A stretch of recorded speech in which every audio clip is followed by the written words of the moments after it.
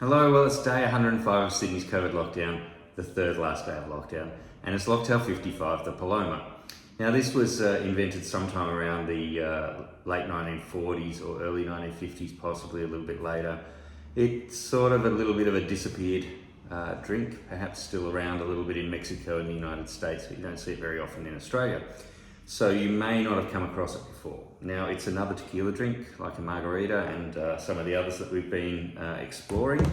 So let's get into it. We need some tequila Bianco. I used El Jimador last time. I'm using this Fortaleza this time, a little bit more expensive. Whether that's better or not, you can be your own judge. So 60 mils of tequila. And then we want 30 mils of freshly squeezed grapefruit juice. I'm using this Ruby grapefruit juice, which I think is a great addition. 10 mils of freshly squeezed lime juice. 15 if you want, 10 or 15. I'm going to use 15. And then also some agave syrup for some sweetness. Now there's all sorts of agave syrups that you can get. There's bar ones, there's this organic one that I've got here. I'm just going to use 10 mils of agave syrup.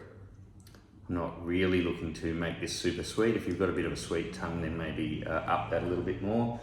Now we're sort of partway through the ingredients here. There's one to go, but whenever you've got a fizzy ingredient, you don't shake it.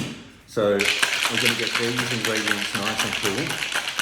Now, it was suggested that the Paloma was invented by Don Javier, who was a very famous bartender. For 60 or 70 years, he was a bartender at La Capilla, which means the chapel, in the town of Tequila in Mexico.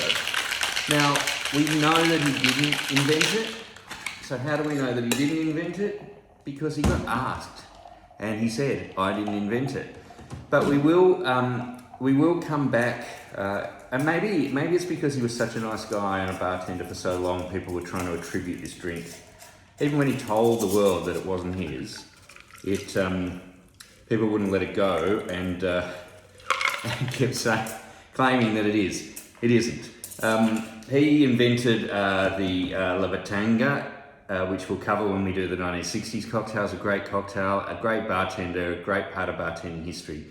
Definitely worthy of being recognised, but this isn't. As the man said himself, this isn't one of his. And then it's topped up with grapefruit soda, and I think that's the clue in terms of where this cocktail comes from. It basically followed grapefruit soda, so its origins are most likely connected to either when Squirt was created in the United States from 1938 onwards and exported to Mexico from 1955, or it's connected to Doritos soda, which started in 1950 but didn't originally have a grapefruit flavour. So it's either a Mexican cocktail or it's a US cocktail. Probably the evidence is leading a little bit more towards the southern states of America in terms of its creation.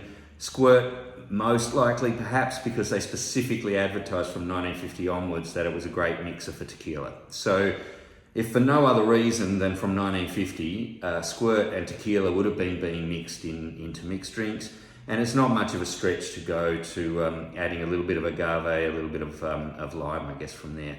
Now, you can garnish it with a salt rim like a margarita if you like, and that'll give you, I've just done a half edge before I filled the glass with ice, so I've poured all of that into ice and then topped it up with the grapefruit soda, garnished with a slice of pink grapefruit, and there you have it. A roughly 1950s, although no one is sure, Paloma, which is, if you want to try something other than a margarita or other than your regular tequila drink, here's a great tequila cocktail for this warmer weather. Cheers, bye for now, see you for the next one, and see you as we get out of lockdown.